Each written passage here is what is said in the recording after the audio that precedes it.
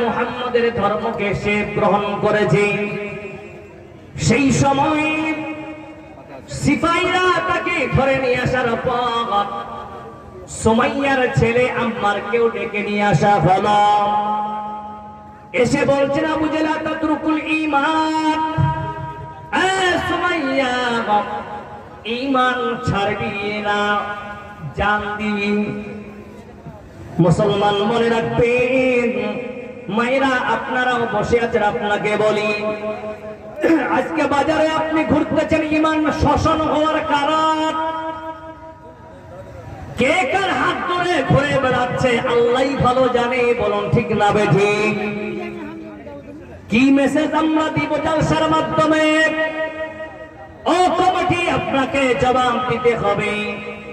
তাহলে মায়েরা আমার, সুমাইয়াকে নিয়ে আসার পর বলা হচ্ছে, ও সুমাইয়া ঈমান ছাড়বি না, জান দিবি?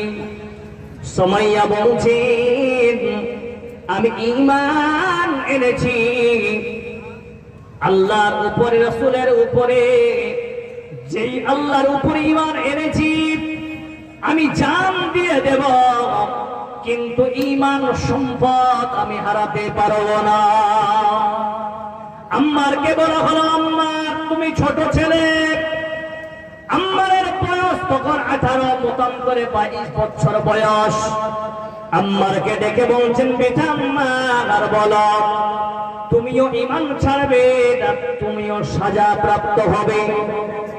মা বলতেছেন, আম্মার বেটা শোন, ঈমান বেঈমানেরা তোমার ঈমান শোষণ করার জন্য তারা চেষ্টা চালাবে, বেটা জান দিয়ে দিবি, কিন্তু ঈমান সম্পদ বেটা হারাইস না। সুধী মণ্ডলী, সুমাইয়াকে আনা হলো।